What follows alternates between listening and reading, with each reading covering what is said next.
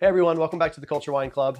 It's nice to be back recording for you guys again. It's been a minute since I've personally sat down to record a video, and I'm stoked that this is the month to bring that back because we're talking about two of the most unique wines I import.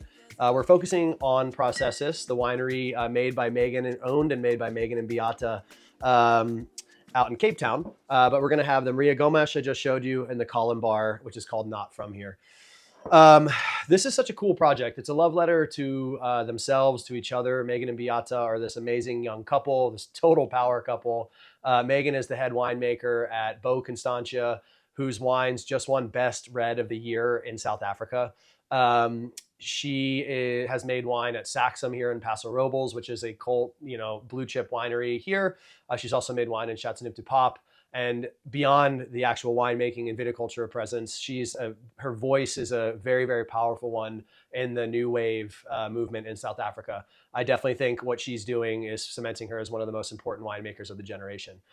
Beata, her life and business partner, is an assistant curator at Zeitz, which is I think my favorite museum in Cape Town. It's also the largest contemporary African art museum on the whole continent. So a place you absolutely must visit. Actually, both are for when you go to Cape Town. So as it relates to the wines, I would first recommend that you try the Colin Bar to start. It's a really cool variety. You may have heard of French Colin Bar before, and that's what this is. In South Africa, they just dropped the D to Colin Bar. This variety has got a really interesting history in South Africa because it is primarily there for bulk wine and for brandy. So as we know, the Dutch colonized the Western Cape in the 1600s. They are big brandy drinkers. And with them came the need to make brandy. And so Colin Bar is the main variety in Armagnac, which is the brandy area in southwestern France, which was also created by the Dutch just before this. So Colin Bar over the years has been looked at as this kind of like bulk wine. It can yield very high amounts, keep very high acidity, and it's not a very descript variety. As you'll taste with this, there's not like these intense aromas and flavor profiles like you get with the Merwe especially. What it's been used for is this like acidifier naturally for larger blends. But when you actually take care of the vineyard, you keep yields low and you make the wine in a way that brings out texture, you can get a wine like this. So you're starting to see young producers look at some of these old vine blocks. This is a 40-year-old vineyard. And instead of blending it away, they're reducing these crop levels and looking at it as a way to make a wine that's kind of an ode to the history. It's a reason why they call the wine Not From Here. It's an allusion to the fact that grape varieties aren't indigenous to South Africa. There's only one variety that's indigenous to the country. And beyond that, most of the people that live there now are not indigenous to South Africa. So it's kind of an allusion to like where they are as a culture, but also like how to take what they've got and make it into something positive. So you'll see with the Colin Bar, it's this kind of like lightly lemony, lightly floral, slightly almost nutty wine, but high acid and very textural. So it's a wine that's kind of chameleon-like because you can really pair it with a wide variety of things: roasted chicken, grilled fish, oysters, even like really nice creamy cheeses. But this is one of the most textured Colin Bar you'll find anywhere in the world. That's largely because Worcester is a very warm area. It's a very sunny area. It's probably one of the warmer climate areas you'll find Colin Bar anywhere in the world. And so because of that, you get a lot of this weight and texture. In both of the wines, Megan and Beata take the whole cluster grapes, they foot stomp them, just the two of them, in these open top bins. They then let the ferment start in the sun. That warmth starts to kickstart those yeasts. And once the fermentation starts, they bring it into a temperature controlled environment, let the fermentation get most of the way through, and then rack off and finish the fermentation in a large neutral barrel. They keep the dead yeast in with the wine through the aging process, and that helps to give you the texture. So you taste this wine and you get a lot of that weight, and that's coming from lees. That's slightly where that little bit of nuttiness comes from.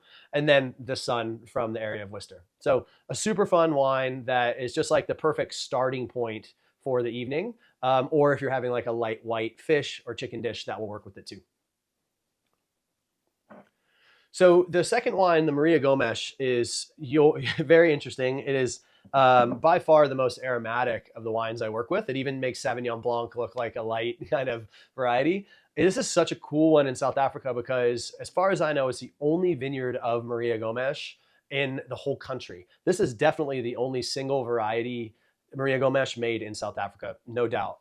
The variety is also known as Fernão Pereche in Portugal. And you see it a lot in the Dow and in the Vinha Verde areas. So almost always it is blended with other varieties, but it's actually the most planted white variety in Portugal. It makes up to like almost 10% of all plantings in the country, which is incredible. So this variety almost certainly made it to South Africa as a way to add some aromatics and acidity to the bulk blends back in the day when the co-ops were running and bulk was the name of the game.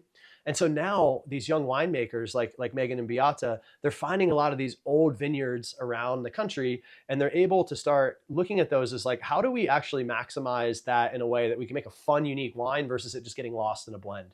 So that's what they're doing. So this is made in the exact same way as the Columbar, but you'll notice incredible aromatics, incredible flavor. It is like pronounced in every way.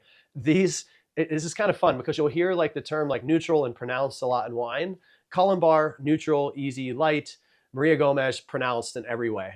I find these really amazing, like lychee, kind of peach, little bit of passion fruit, like very verdant, like lemon verbena kind of qualities. And then there's this like beautiful kind of salinity in the finish. So this is an awesome one. I honestly love this on its own. But if you want to get into some like really flavorful Thai food or curry, this is like the most delicious, perfect wine for that. All right, everyone, enjoy the wines. Thank you so much for being a club member. I appreciate you, and I'll see you next month. Thank you.